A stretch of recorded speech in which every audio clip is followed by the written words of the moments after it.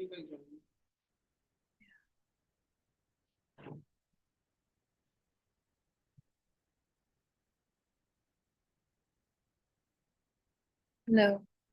testing.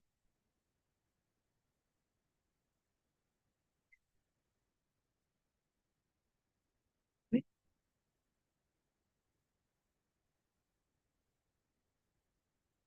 please select a microphone.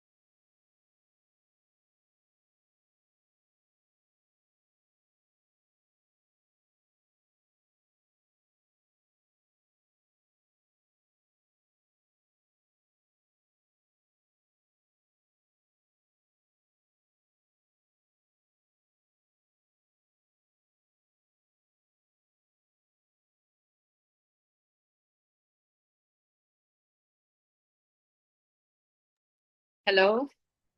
Hello? We're testing audio. Hello? So it's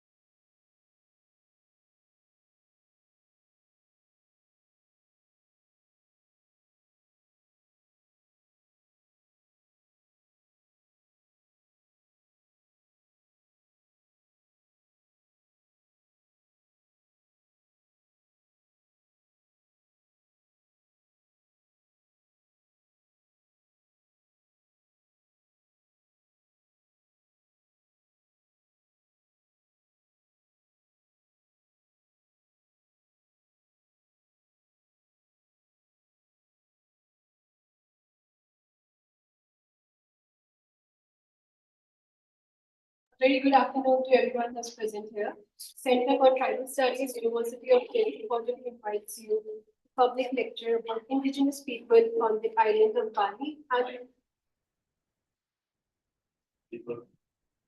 indigenous people of the island of Bali, Indonesia, history, ritual, and social organization by Professor Thomas Reuter, who is working in the University of Melbourne.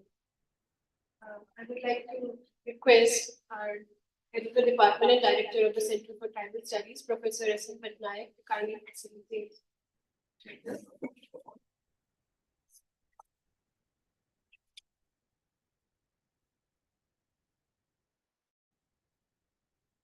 Can you hear?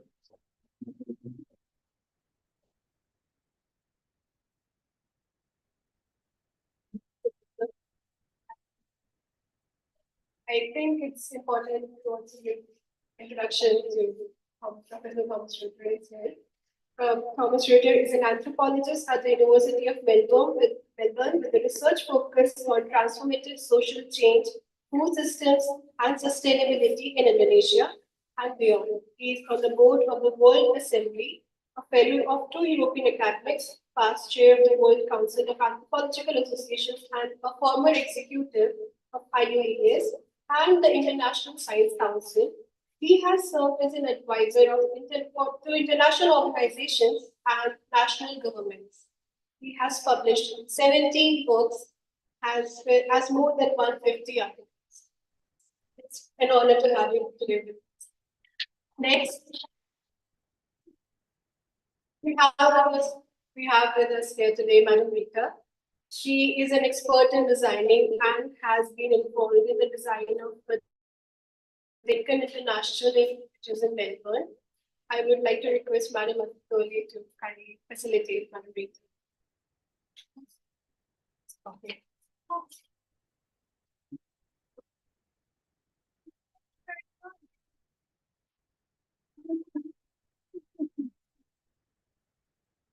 We're really pleased to have you here with us today.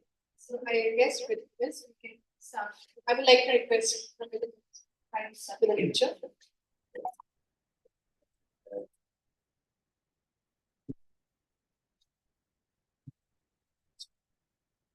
First of all, it's an absolute pleasure to be here today. Thank you very much to Professor Samantha Patnaik for inviting me. The last time I was here was 1 year ago for the IUAS Congress. I'm sorry, I need a pen drive. I forgot about the screen. What? I need a pen drive. Pen drive? Yeah, for this screen. So sorry. Oh. Yaro.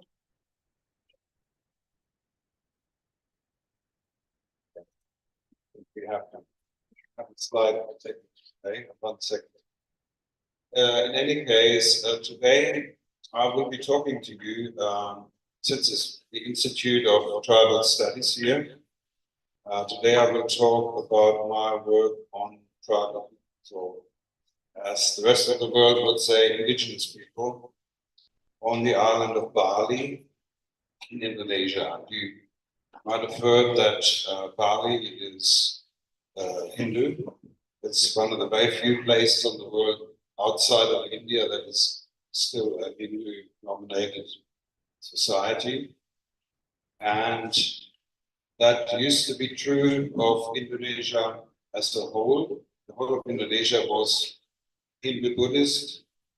And that makes it kind of interesting because I know that here in India, when you think about tribal peoples, you think about big and little traditions, sensitizations, harmonization. And in a way, it's interesting to compare what is happening here in India with what happened in Indonesia 2,000 years ago, when Indonesia first came under Indian influence through trade. So, okay, have we got the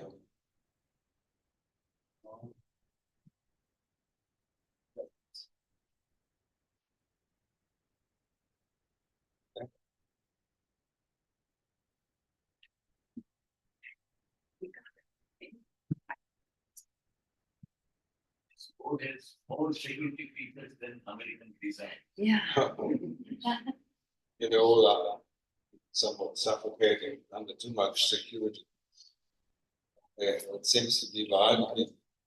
Go into presentation mode.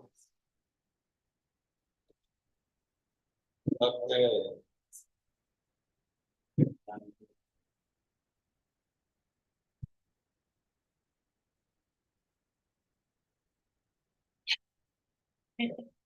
Well, already have that. Yeah, that's actually traditional dancer, Bali's dance. It's a warrior dance. But anyway, let's continue.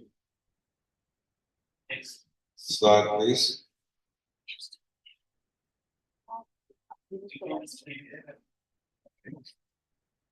We put manually. Okay.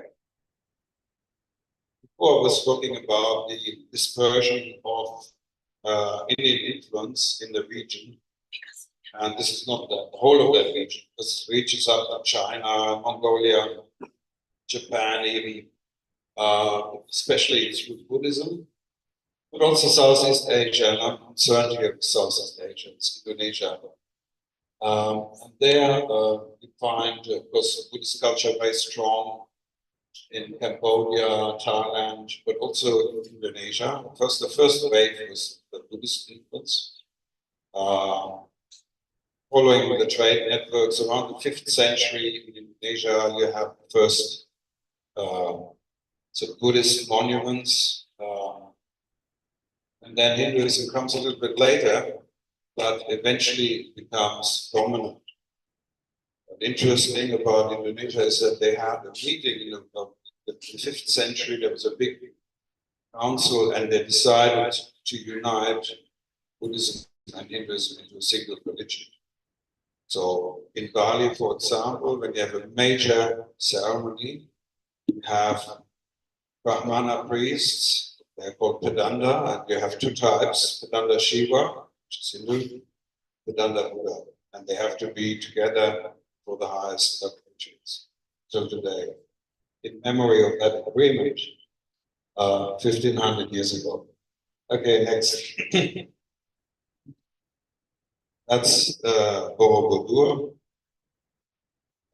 one of the 7 world wonders of antiquity, built in the 5th century in Java, the neighboring island, Java. And that's from that first wave of Indic influence. Okay, next. And in Bali, it's at the time that Bali was came really sort of started to form early kingdoms. It's already predominantly Hindu influence. Now, in the south of Bali, you have very rough seas. In the north, it's a Java Sea, it's very, very quiet, it's easy to sail. So all the trade routes came along the north to the northern coast, then they went inland. And they built temples upstream in the mountains, also monasteries and other places like that. And the first kingdoms were established in that central mountain region. This is a very important link to the coast. The first written evidence is from the 8th century, when we already have a king from the Brahmadeva dynasty. That dynasty is first seen in Borneo in the 5th century, Mula Burma, then in Java, and then in Bali in the 8th century. So in the 8th century, we have basically Indian kingdoms, little kingdoms with typical Indian concepts of kingship or Indo-European. Okay, next slide. That's what it looks like up there in the highlands. It's where I did my PhD research back in 1993, 94, but I've continued my connection to that area, and I go there still every year after all this time. So it's a very, very long-term connection. Next. This is a map of all the settlements of the villages of Desa that are of indigenous cultural characteristics. And the indigenous people are called Bali Aga. I would not be comfortable of referring to them as tribal people, but they are indigenous and they really have maintained a culture that's was already in place at the time of those first Hindu kingdoms. So they are an old layer of Hindu influence, but they're not pre-Hindu or anything. That is already very much, Hinduism is very much part of that tradition. The first inscriptions are from the 8th century. Already, there's a description of the officials who attended meetings as a king, they are the same titles as they are today. So they're very, very stable, very resilient culture. And that's all the settlements. You see, they're up at the coast and then going into the mountains. And the more recent ones are towards the south. So there was a spread of the civilization from the north to the south. Excellent. Now, this picture shows the same villages, but it shows how they are networked. So you have a number of regional temples for Pura Banua. Now, I mentioned before the term Desa for village, that's a Sanskrit term, but Banua is not a Sanskrit term, it's Austronesian. And Banua is basically a domain, it means land territory domain. Banua or Wanua, and you find this term in the entire Austronesian world. So the people who were there before the Indic influence started were Austronesians, they had Austronesian traditions, very much like people in Polynesia, in Hawaii, in New Zealand, Madagascar, throughout Indonesia, and so on. So Austronesian speaking. So they have this concept of Banua for a regional organization with usually a settlement. The oldest settlement is the center, and then there are newer ones around it, and there's sort of a territorial unit. And the center of all is a temple in the source village, the old village, and that's where they will meet at least once every year. When the star of Kartika rises in the east, that's the 4th month, they will meet in these origin temples. And remember, the ancestors remember this, the unity, the common source from which they have originated. And in Austronesian cultures, this idea of origin is sacred. The source, the origin point, the ancestors, the founding ancestors are the epitome of the sacred. So they had some kind of regional organization already. And then the Indian influence started. You had Indian style kings who created a kind of a structure on top of this regional organization. And you can see there's one network at the center there, which is the biggest. It's got 50 villages supporting this regional temple called Pura Puja Penulasan. And this temple was a royal temple. And all the other original temples are also connected to that. So it's the absolute apex of this ritual system. And that's where the Rajas, the Hindu kings, positioned themselves. They created a higher order unity. Next.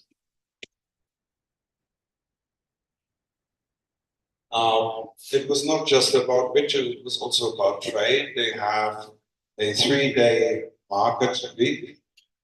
So on the first day, it's in the mountains. There was a temple, there was a great market right underneath this royal temple, under the royal protection.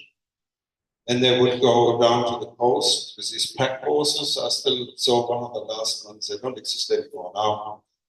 And then 2 days later, they would be back in the mountains. Uphill journey is more difficult. Yeah, it's about 1,800 meters climb from sea level to the mountains. So it's quite a lot if you're carrying heavy loads.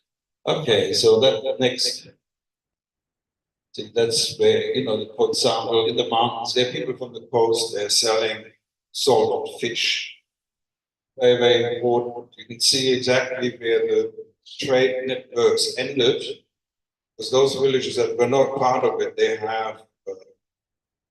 had always problems in large thyroid glands because they didn't get iodine. So you get goiter forming. And that's something you can read if you read Margaret Mead and Gregory Bateson's work on the Balinese highlands. There's one village they visited and they described a strange problem with iodine deficiency, among other things. Next. So, okay, you can skip that. Okay, this is the temple.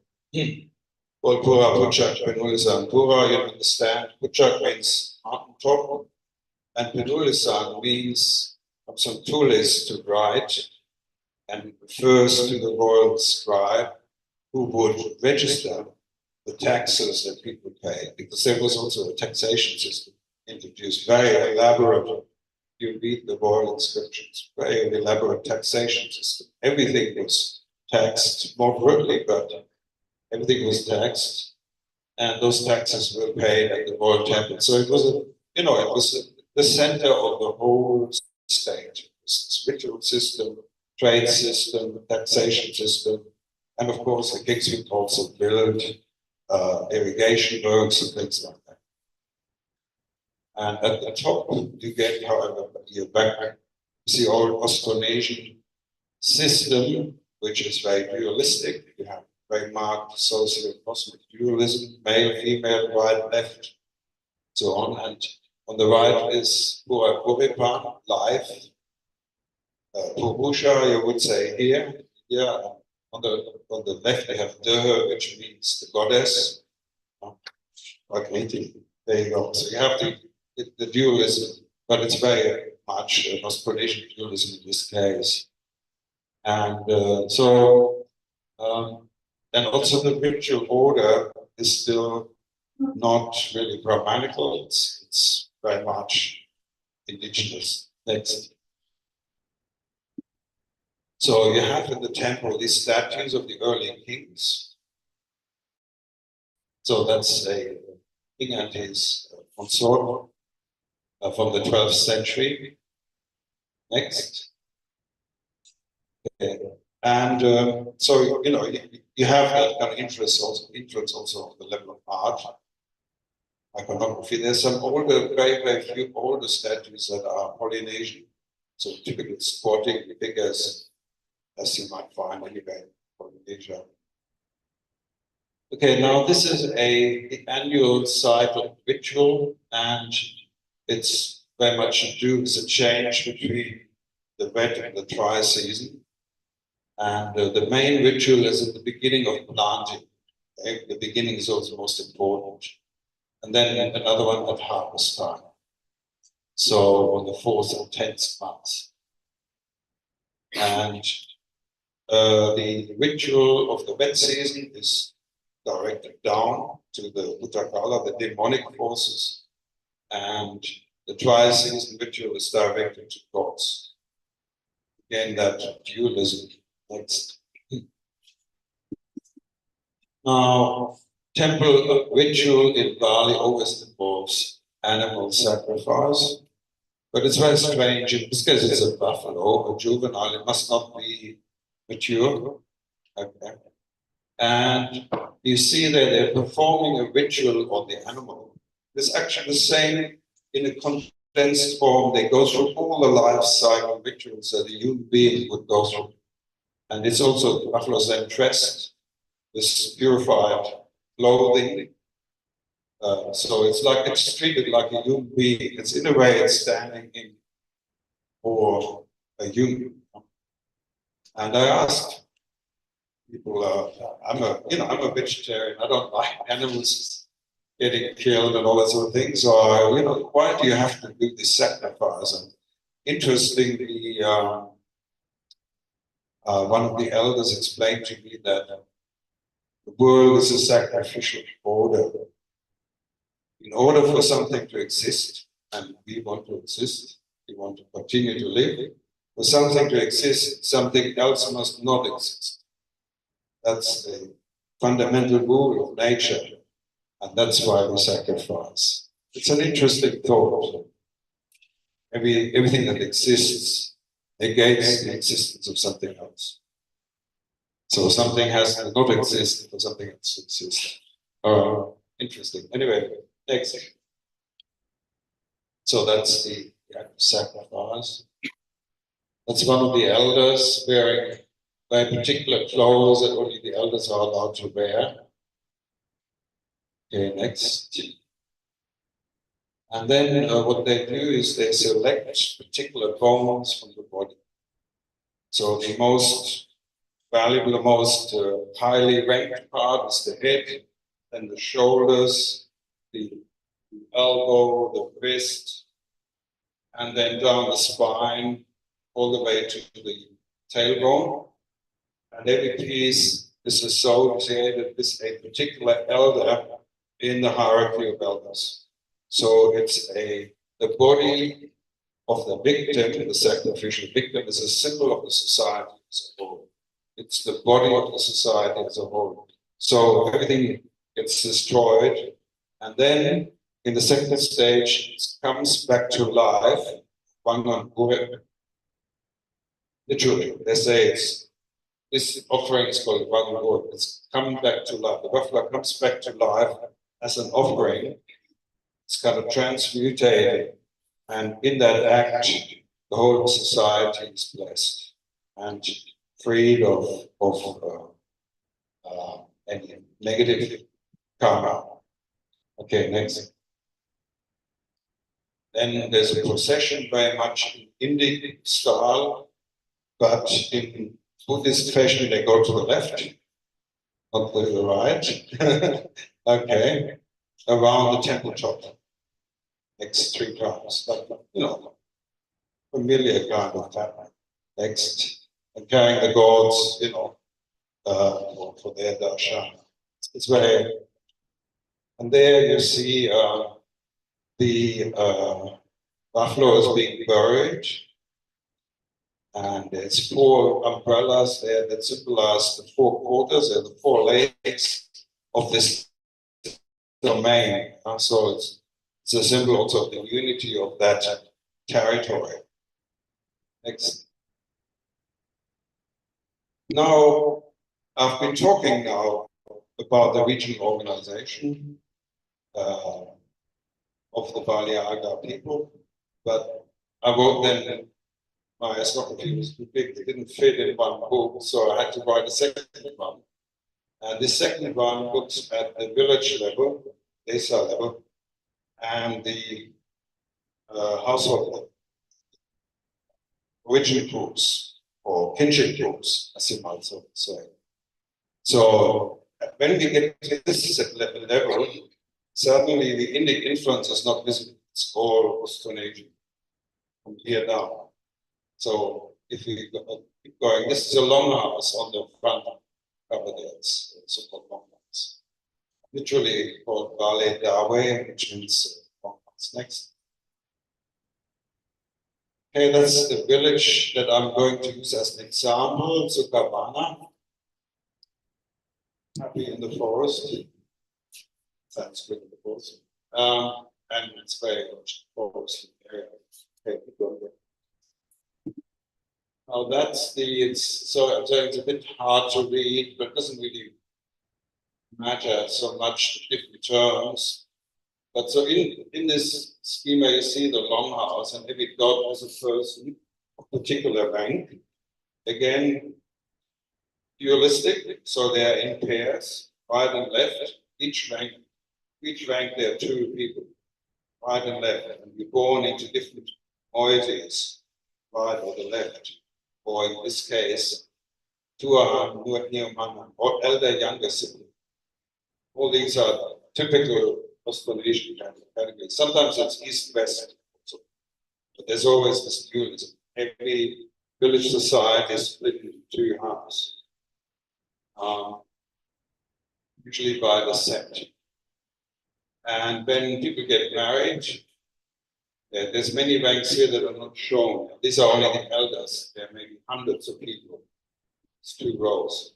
And when somebody retires or dies or is widowed, they step down and the people below move up. So every person moves through this whole rank in their lifetime.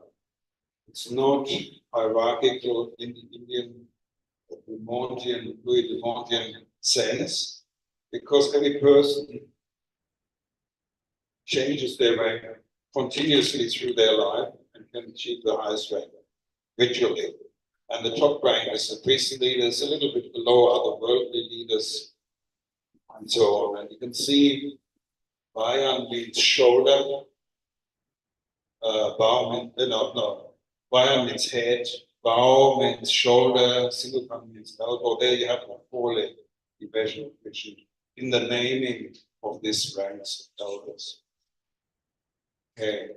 And the whole axis is from Ulu, which means head or above, upstream, Chetburn, which means below, downstream, what's the feet, okay?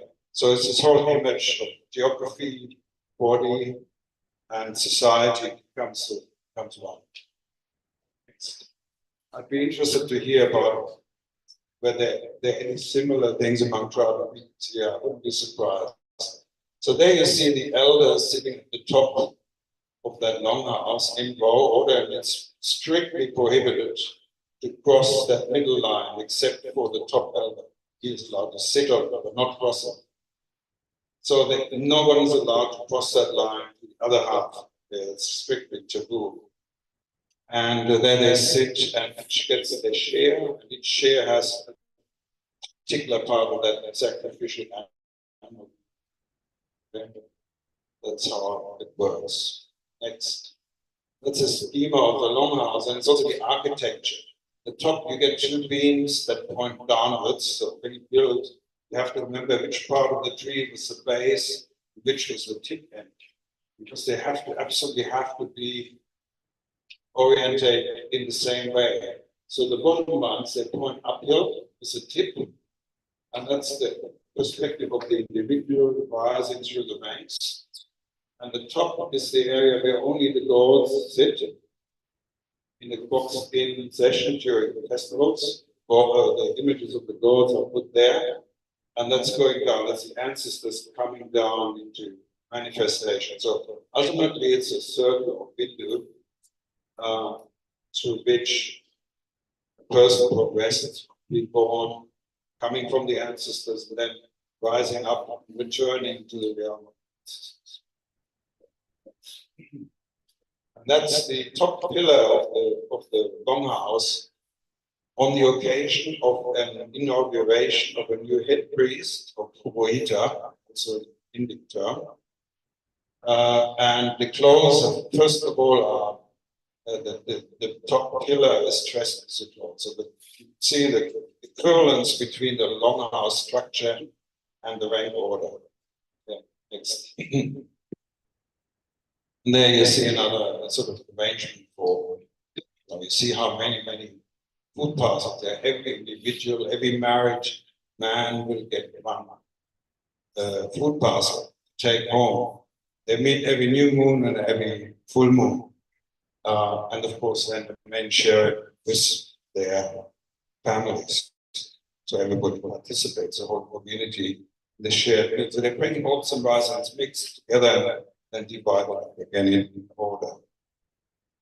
Women don't have a rank order. I was told that women don't have to go through a process of purification because they're already considered. No need for rank orders. men's problem. Okay, next. And that's the same, but this on the ground, leaves, and it's raw meat. Okay, and that's for a yoga lesson. Demonic orientation, you have raw food, you have the same sort of dualistic concept. For the gods, it's always cooked. Right. You might remember Levi Strauss, the one that cooked. Anyway. Next. That's just to show you some of the architecture, the domestic architecture. It's a typical house. And just like the elders are in a rank order, 2 lines, so are the houses in each house yard. And they are the older and younger people in one family. So they have the same pattern again when you look at house architecture. Next. That's a little peek inside, but on the north, the upstream end again is the sacred end. That's where the house altar is. So there's a home there, placing some offerings at the house altar, which is under the roof of the east or upstream east position. Next. So black because of the fire. You know, it's quite cold there, they have to get the fire. Everything's black. So, okay, that's one of those rows of houses. So, again, at the kinship level, you have the same kind of basic order, I call it an order of precedence, rather than how. So it's all about who was first, who's oldest, whether it's villages, whether it's individuals in the village, or individuals in a family. Next. That's a typical family temple, very simple affair. Very much Polynesian style. Next. So, okay.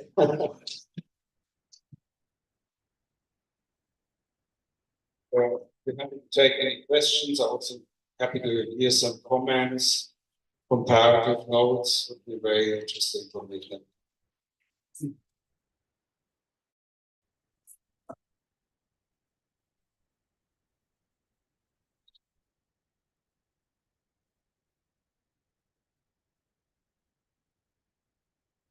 Any questions or comments?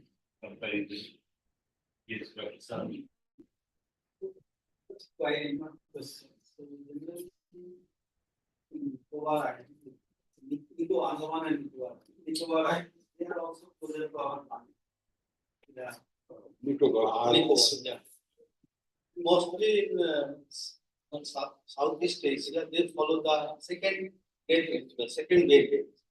So then they are following that same. Suppose that if someone died, they kept the body and they move the, for example, and then mass burials and ceremonial purpose in different areas. So here these indigenous people are practicing second burials. They do. They have Bali symbolic. If you go to Toraja, yeah, so in Sulawesi Island, they have definitely secondary burial. Among the indigenous people of Bali, they have a secondary burial. It's very elaborate, but they don't actually dig up the bones. They go to the grave and they knock and they call the spirit up. They have an effigy. In fact, they have about 4 different effigies for the different parts of the spirits that survives there. They're different spirits, not just the soul, but the other lower level spirits. For each, there's an effigy, and the spirits enter into it, and they carry it to the house, and then there's ceremony. And then they are buried again, or burned. Yeah, depending. Sure, place it is.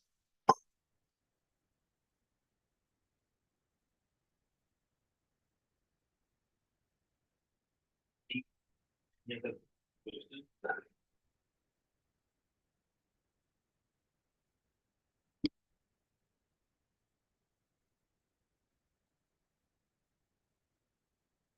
Does anyone here work with indigenous people in India or with tribal people?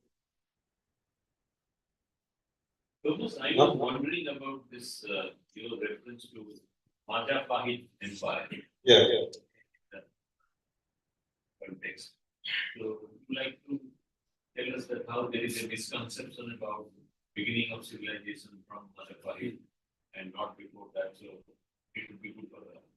okay. Well, in Bali, you have a particular political history, and this political history is mythologized. You have what you have today. You have basically propaganda. You have certain ideas that are promoted for a political reason. So what happened is that you had these early kingdoms from the 8th to about the 14th century in the mountain region. After that, and interestingly, the family, the Brahmadeva family that ruled Bali at that time, the same family that also ruled Java. But then in Java, the Brahmadeva dynasty ended, and there was a period of trouble, and then a new empire, a very powerful empire, arose, the Empire of Majapahit, also a Hindu kingdom.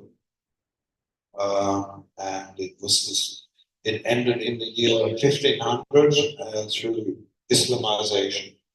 So from about 1200 to 1500 AD.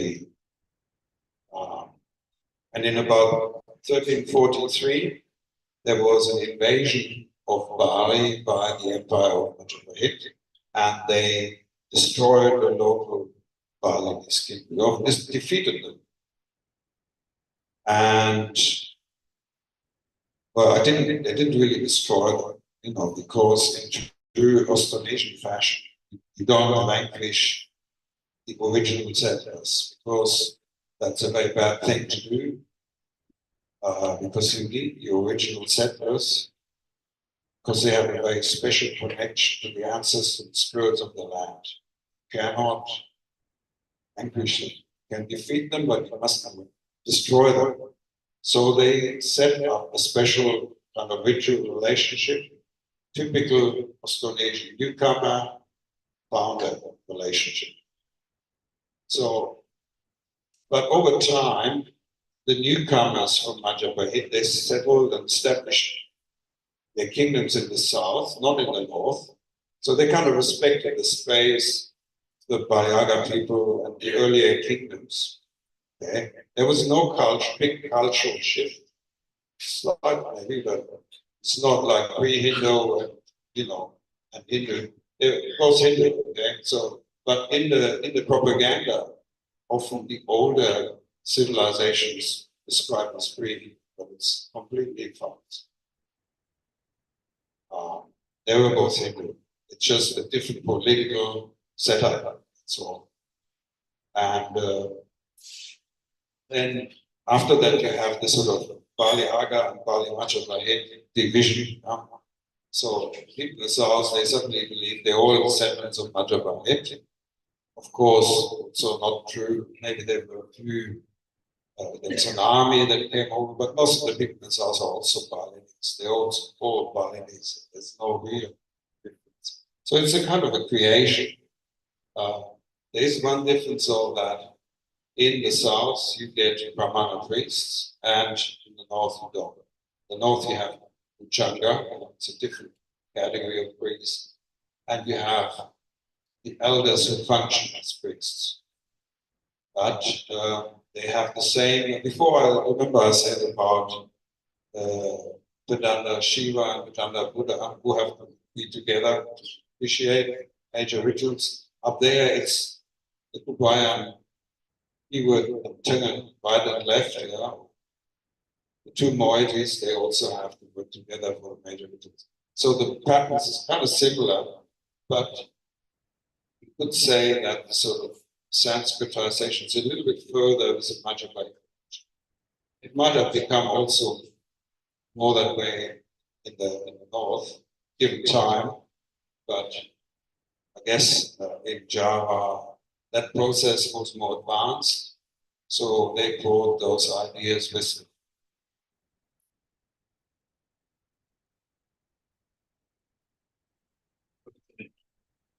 Yeah, it's okay. Mind creates so much of ego, then it's very difficult to sneak or It's more about the live stream, sorry. No, it's not about audience. It's about the live stream. So I Uh, can't hear you. you know, Live. I was wondering about two things.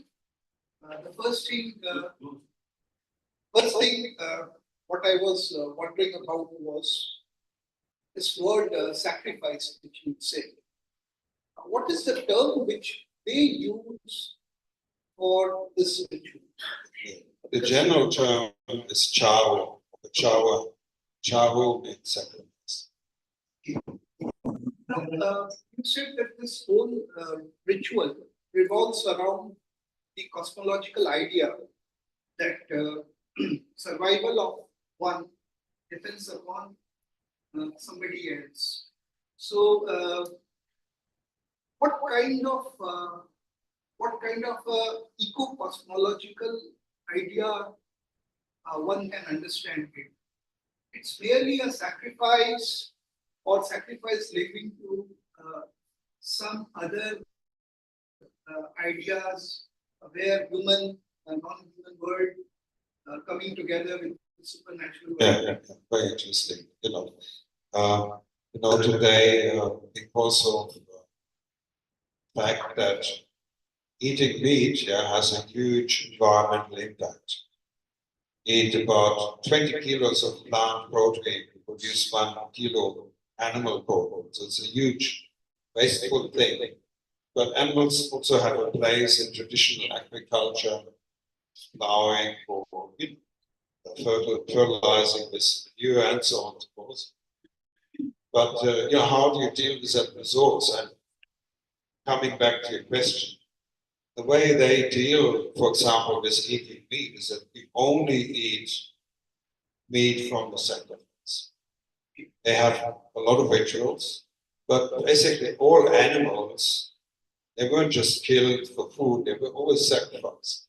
So you only ate meat on special occasions, of which there were sufficiently many, but the whole consumption of animals as food was regulated through the ritual process.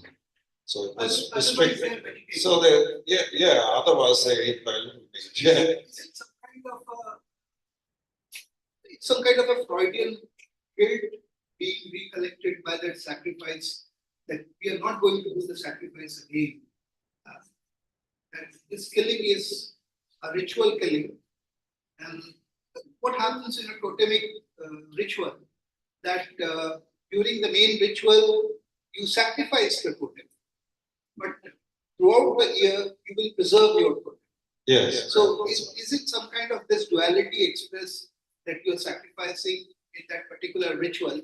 And also the year, you are going to look after the preservation, conservation. That's right. Yeah, something like that. Some kind of a different kind of a relationship. Yeah, that's right. So basically, it's a very respectful way of dealing with animals as a resource. Very respectful. In fact, they also have something that I've never don't think exists anywhere else. They have holy cows. That there's a special ritual where young male cows undergo a ritual and then they're released and they're not allowed to be killed. So they roam around freely, and if they trample people's fields or whatever they go, they're free. Nobody's allowed to touch it. I've never seen such a thing outside of India. Yeah. So they have also there are particular trees that are not allowed to be cut. Varangian trees. If a Varangian tree grows in a temple and it takes over the whole temple and destroys everything, you have to build a new temple. You can't cut down that tree. And other trees, you have to perform a ritual before you can cut them. So they have very strong ecological awareness, yes. And their economy is completely circular. They had no waste at all. I still saw the end of that. All the plates were made from clay or leaves. Everything was recycled. No waste, no plastic, nothing like that. Everything they needed, they took straight from their gardens, all the building materials, everything. Yeah. Food, medicine, yeah, totally circular, sustainable economy. Much we can learn from that. And it's now destroyed, unfortunately. Now they're all getting diabetes, heart attacks, eat a lot of junk food, and they really can't cope with it. Their bodies cannot cope with it.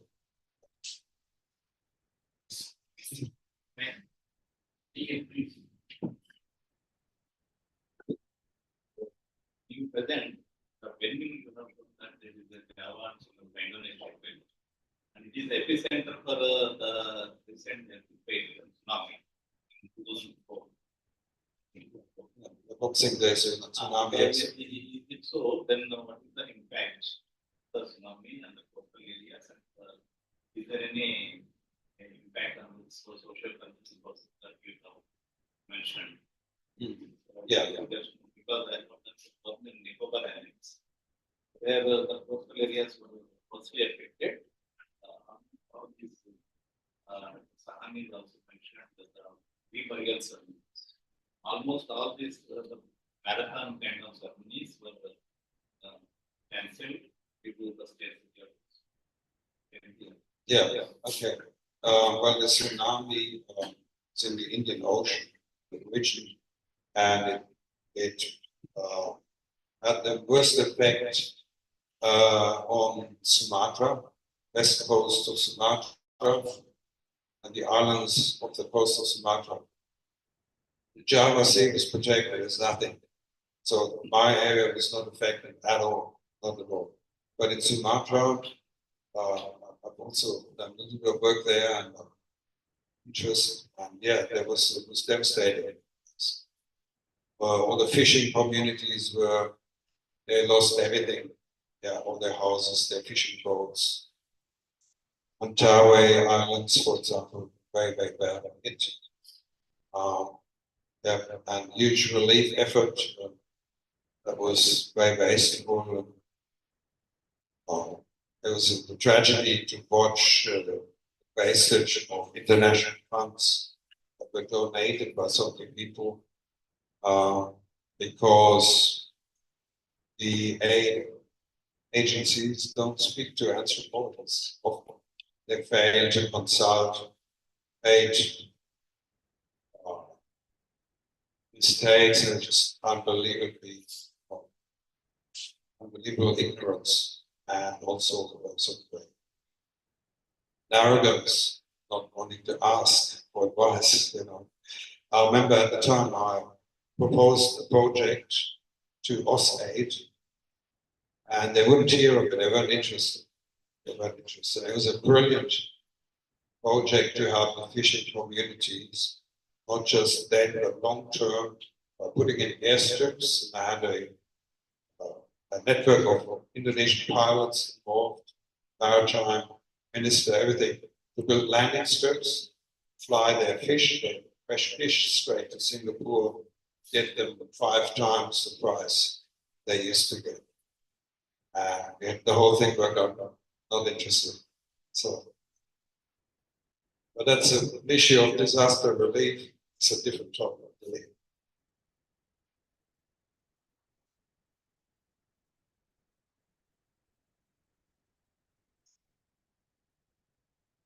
So you talked about plan order failures in Swana and how you followed it with this model. You mentioned that the people from they were from 2 different varieties, and I was wondering. 2 different moieties, yeah.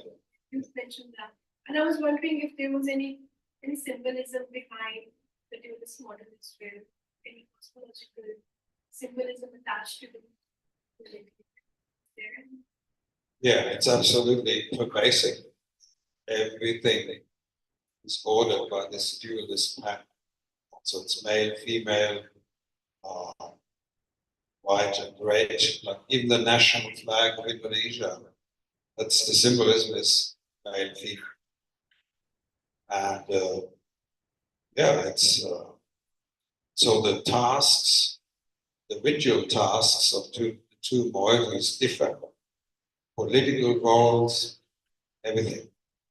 And the left, the female side, is considered to be more autochthonous, more ancient, even more indigenous than the others. And therefore they dominate in ritual, particularly ritual to use land.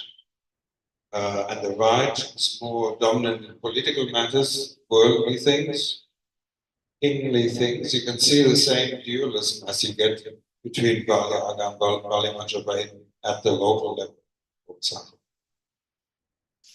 But in the symbolism of offerings, for example, so the procession before they have in front of the procession, there's a strange stick-like offering that they carry. One is tebu, which is sugar cane. The other is dabda, which is a particular tree that's considered strongly male, and sugar cane is female. Then you got the third one, which is bamboo, which is unity. Unity, so nodes of the bamboo symbolize the generations of the sense, and of course that already consumes male and female. And yeah, that's a whole symbol of, yeah, male, female, and unity. So it's everywhere. Everywhere you look, you get that symbolism. Of course, in the division of the sacrificial animal, the body has two sides, and you never give, apart from the right side, to an elder on the left. It has to be the right side. Yeah, that's absolutely basic. And left side has to do with new moon, the right side is bright moon, full moon, Purnama, Tirunga, and so on. It's all everywhere. The whole concepts of time, where you sit at a wedding, and so on and so forth. It's just absolutely everything. Everywhere.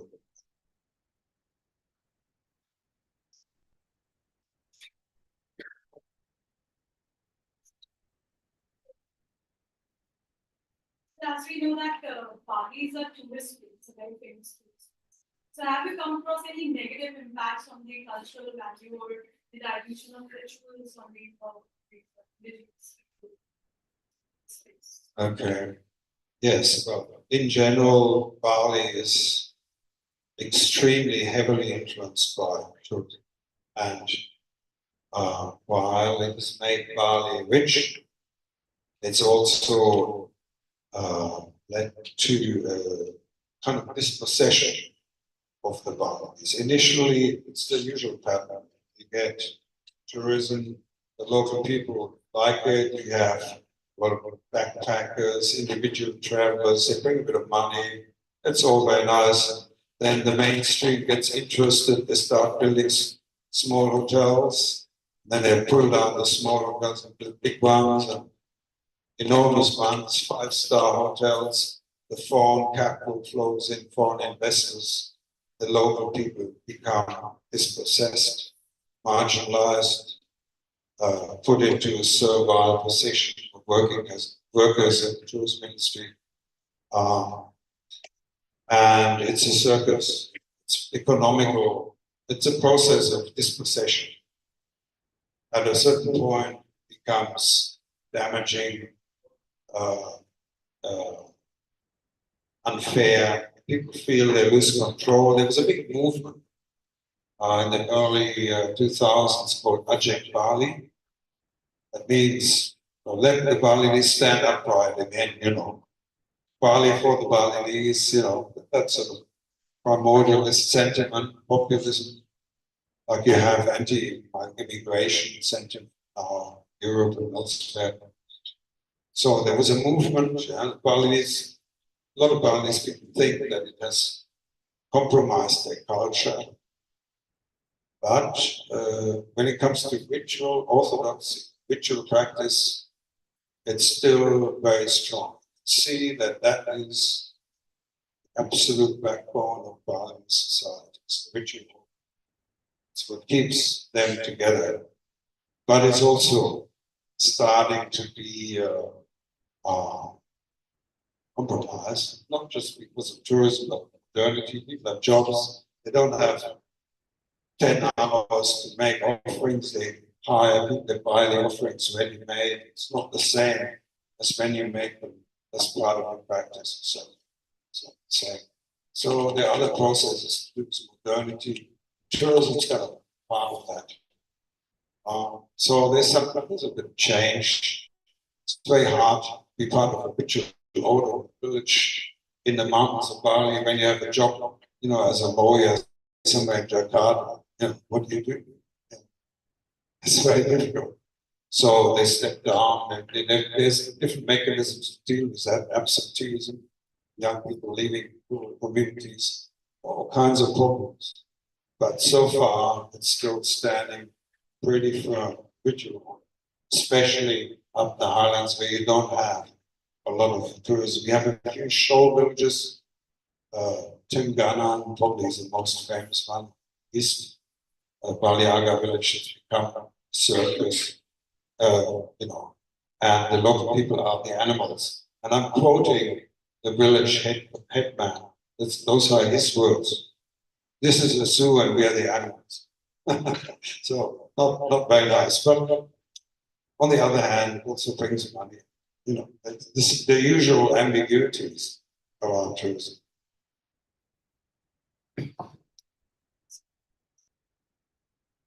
Anybody else?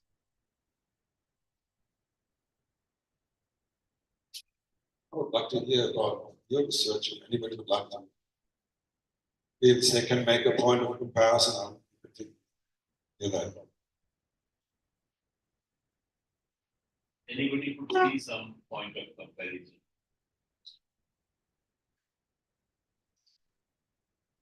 So it's a wonderful presentation. I find very interesting some of similarities between the mighties of Manipur, especially when you talk about the god and goddess specifically representing the truth and the kind of ritual processes is going on the road.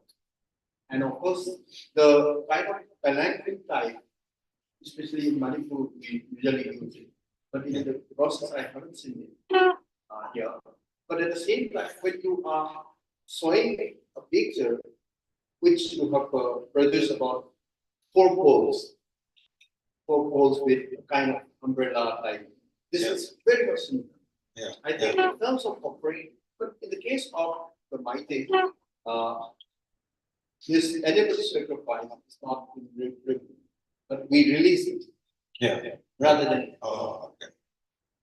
So Interesting. this is very interesting, but the whole process of this festival, we sometimes call it festival because it's gathering, but at the same time, it's also a kind of ritual to please the village god.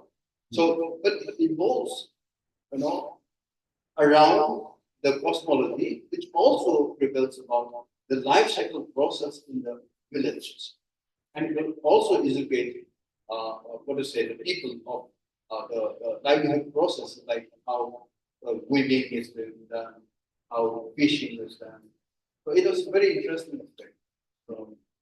I love Manipur, Northeast India. Yes. Yeah, that's fine. Yeah, it's interesting about the procession. The procession really shows how the gods and kings were somehow linked, a divine kinship, because the paraphernalia of the gods, palanquins, everything, the ornaments, a lot of that is very similar to a royal procession. All of that. So you can see the status of the gods and the kings are kind of almost interchangeable. The general idea being that the king is a representative of the divine, of the material plane. So At least that's the ideology. Each. Can make this comparison. Nicobaris, more or less the Bali community as well as Nicobaris of Nicobar Islands, they have more or less similar kind of. Nicobaris, Yeah, Nicobaris of Nicobar Islands. They have more or less similarities or more in terms of the cycles of agriculture and ritual practices and fishing, especially you have mentioned the full moon and no moon. So there also they observe the tide positions according to the based on the moon, the full moon, and no moon. So accordingly, and they have the calendar based on these moments of the celestial bodies. That is number one. Both I think communities are having sharing relevant practices, and the sacrificial shamanistic practice and rank order of elders that can also be very similar kind. There, in case of slaughtering of the pig or pork, so the delicious parts, delicious pieces, has been distributed as per the rank. The first piece goes to the chieftain of the village or island. Then comes to the priest, the witch doctor. Then, according to the rank order, the meat, the raw meat was distributed. So this is also very interesting. From Bali's to the Nicobaris, and the sacrificial body parts that also very similar. Shamanistic practice, you mentioned that the reburial itself. After 1 year, they used to practice the death ritual. Secondary. Ritual. So in Nicobar also there is a marathon called King Ruta. Say King Ruta, whole month they go, they first collect the resources and observe this well after 1 year, and they take out the bones, and the dead bones that after getting the bones were inserted into the fetishes that they made. That we mentioned the ancestors. So ancestors, the fetishes generally made with the wood, and inside the wood they insert the bones that got from the grave. And they worship, they kept in the houses. And every day they used to worship. They are part of the family member. They treat these fetishes like a family member. That's right. Actually, that reminds me that I once asked people, I was surprised they were talking about the effigies, the little humanoid figures, and say, oh, that's Auntie so-and-so, Grandma so-and-so. I said, how do you know? And I said, oh, well, those are her clothes, that is his dagger or her jewelry. So they use the personal items as well to kind of identify. Yeah. Yeah. They will be, and so many things they were around. And another thing is that the houses of ancestors, there you have shown the lines where the sitting positions of the elderly people. And in Nicobar also there is a community house known as the Nihopur. It's called Nihopur. So there, these kind of the practices, generally the sacrificial distributions, offerings to the fetishes, effigies, these things. So quite similarities we can observe from Bali as well as Nicobar. Thank you so much. Thank you.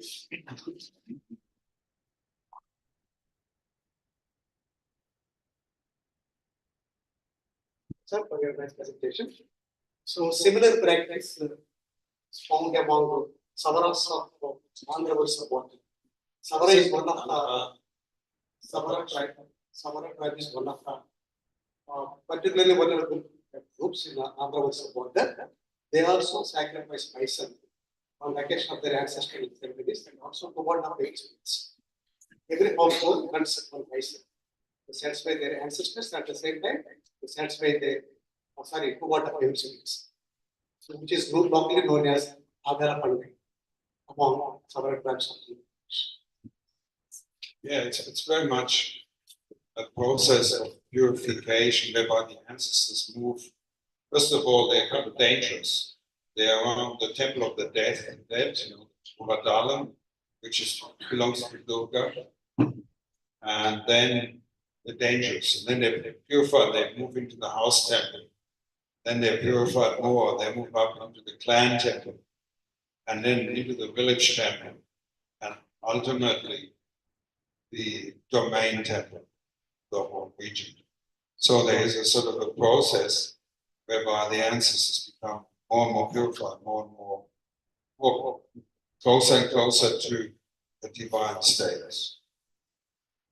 And it's all, every step is marked by these rituals.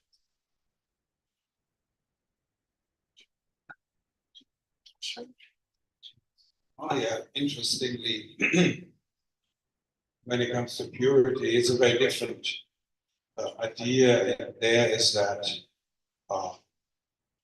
while an adult life begins with marriage and you start off impure because you're procreatively active, sexually active, and then as you get older, you become purer and purer, and when you die and become an ancestor, the process continues. But when you're born, first, newborn children, and up to the age of sexual maturity are considered pure. So before I was speaking about the longhouses, the boxed in section with the images of the gods and the sacred objects, no adults allowed, not even the priest leaders. Only these children that have been specially trained, there's this child priest, only they are allowed to touch it. They're even more pure than the elders. So that's how you get the circle. So, that's fine. Thank you. Thank you, Thomas. I think I will take this opportunity to sum up and conclude. We have all of us a fascinating lecture, fascinating presentation. Primarily because of three fundamental reasons.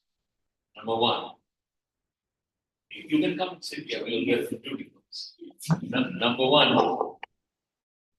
Thomas has taken us to an intellectual terrain, which in itself is a major anthropological contribution when he was talking about the ancestors, and especially the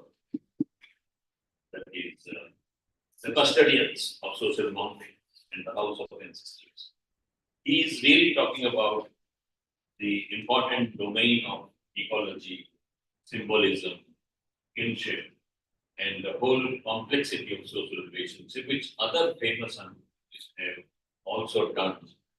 I will refer to their work in course of my summing up.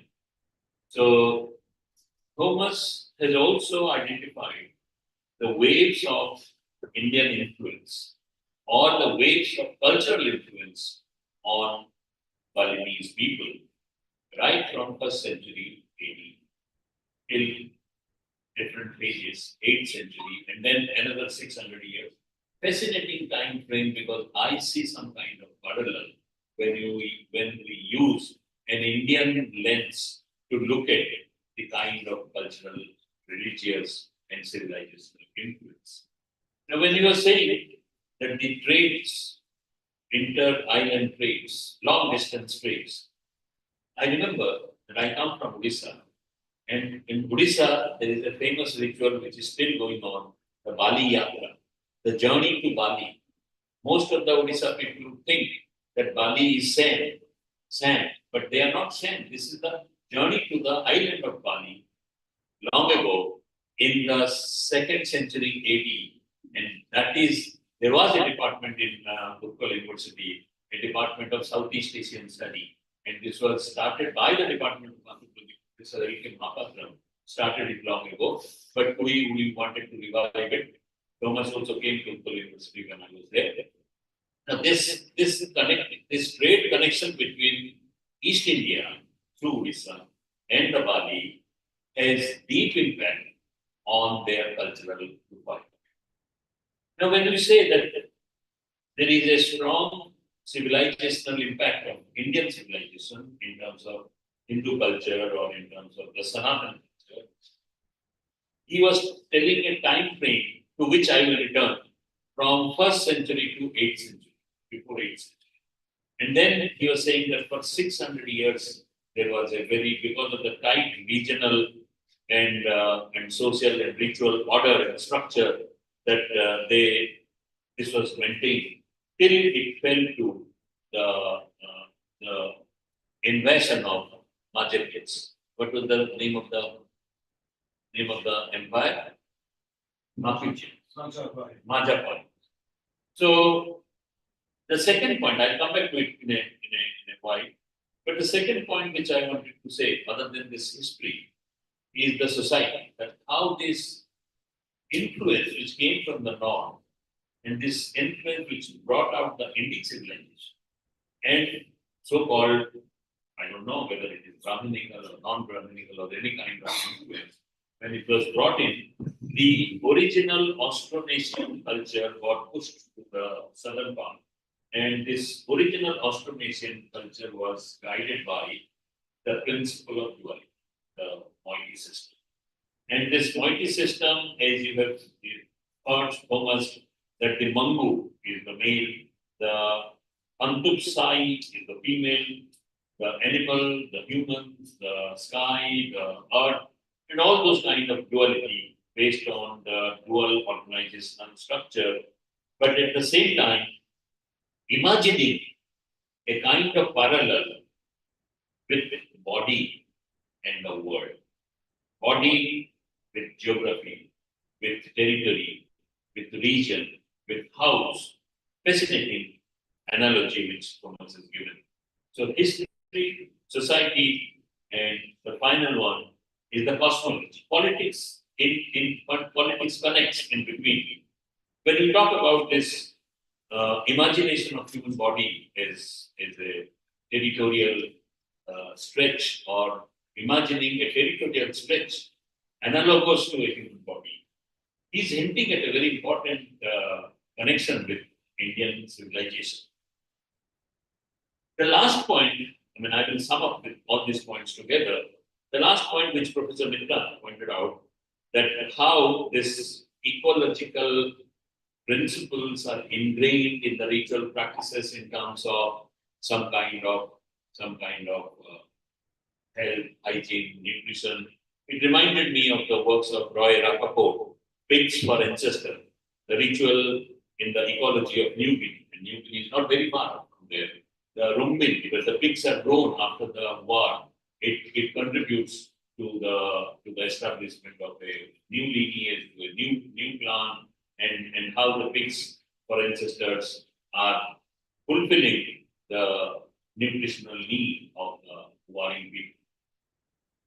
It also reminded me, Thomas Watt also reminded me that how a hierarchical order, which Clifford Geertz talked about, the Balinese cockfight, that how a hierarchical order is hidden and is enacted, is played out in a Balinese cockfight through a variety of symbolism.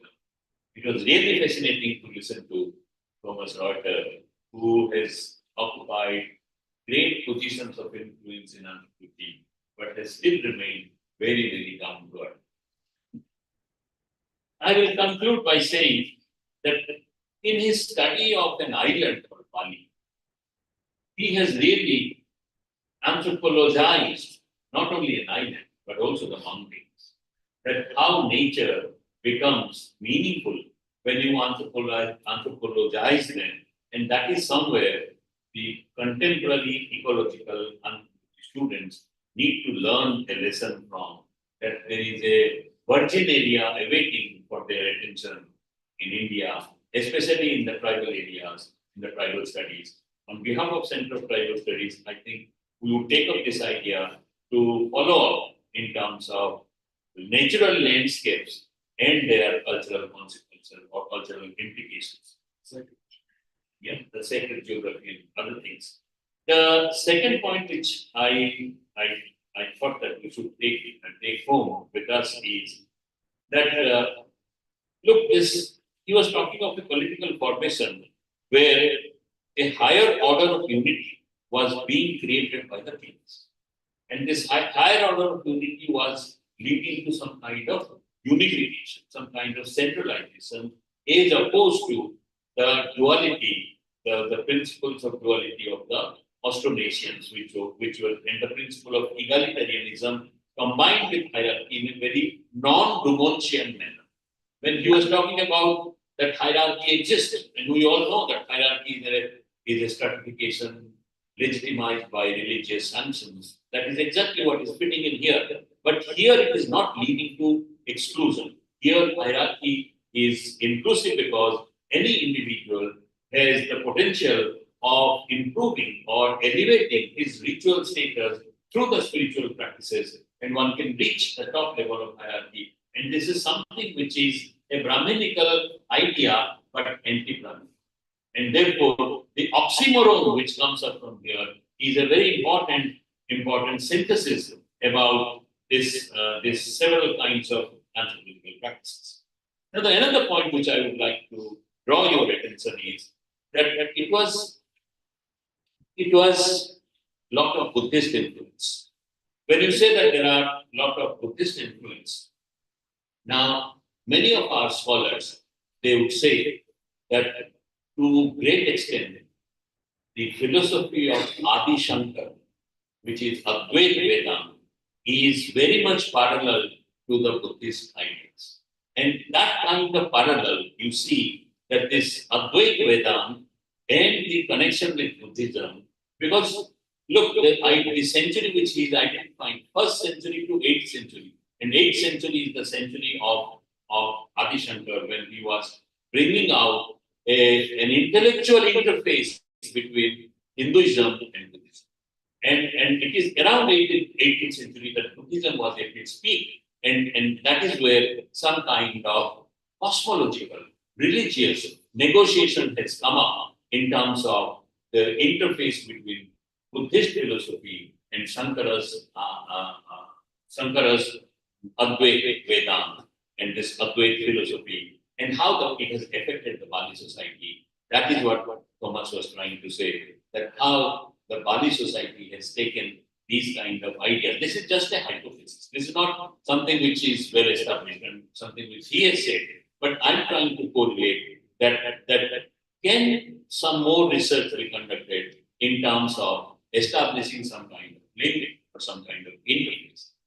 Finally, the last point is the Indian philosophy, we all know that is based on this idea of whatever is there in our body is the same in the whole of the world. 70% of the water in our body and 70% water in the world. Whatever is there in our pind, the same thing is in the Brahman. Jo pind mein hai, wo Brahman mein hai. And therefore, the analogy between body, space, geography, territory falls into the exact place of conceiving an idea of identifying the human body with the entire universe. And that is where the Indian philosophy comes into an active explanation of the diversity of cosmological principles. Our friends, our colleagues like Dr. Kennedy, Dr. Rao, Dr. B.V. Prasad, Professor Mitra talked about, it falls into a logical place through the fascinating and erudite lecture of Professor Thomas Reuter. Thank you so much on behalf of Center for Private Studies. The final ritual will be done by one of our students, and please pardon me and report to the central office for an urgent appointment. Thank you. I think.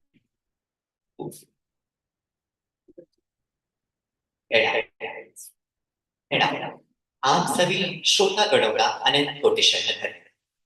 You are saying in Hindi, you say that. आदरणीय professor Thomas Reuter साहब, हम सभी हम अपना सौभाग्य समझते हैं कि हम आपके इस व्याख्यान का रस ले पाए। मैं यहाँ पर हूँ उपस्थित क्योंकि हिंदी पखवाड़ा चल रहा है और मुझे जनजातीय अध्ययन केंद्र के निदेशक एवं सह निदेशक आदरणीय प्रोफेसर पटनायक साहब एवं डॉक्टर अभितोली मैम ने मौका प्रदान करा है कि मैं आज की बातों को आप सभी के सम्मुख हिंदी विशेष में रख करके आप सभी के सम्मुख प्रस्तुत करूं। आदरणीय प्रोफेसर साहब, आपके द्वारा दिया गया यह सार्वजनिक व्याख्यान बाली इंडोनेशिया के मूल निवासियों के इतिहास, प्रथा एवं सामाजिक प्रतिष्ठान व संगठन पर प्रकाश डालता है। दिल्ली विश्वविद्यालय के जनजातीय अध्ययन केंद्र द्वारा यह आयोजित कार्यक्रम दिन में 2:15 की बेला पर आयोजित इसका हुआ था। आदरणीय प्रोफेसर साहब का व्याख्यान सर्वप्रथम उनके बाली के शोध पर प्रकाश डालता है। वे वहां के धर्म, मंदिर व गोदी प्रथा जैसे कि जानवरों की बलि प्रथा एवं ऐतिहासिक प्रमाणों का पूर्ण रखते हैं। कई आरेख एवं डिजिटल आकृतियों से उन्होंने इन प्रथाओं को दर्शाया। वे जिक्र करते हैं ग्रिगरी बेटसन एवं मार्गरेट मीड का, जिन्होंने बाली पर शोध करते हुए दर्शाया है लौह पदार्थ की शारीरिक कमी। प्रोफेसर साहब, हम सभी आपसे बहुत ज्यादा इंस्पायर्ड हैं। Thank you so much for being with us. बहुत बहुत धन्यवाद। Kotishwar.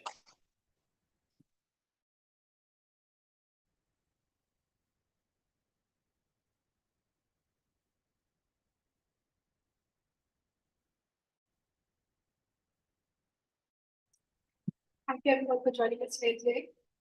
For this lecture, it was really fascinating, and I'm sure all of our audience had a lot of points to take note. Thank you everyone. So, with this, we will include our today's guest lecture.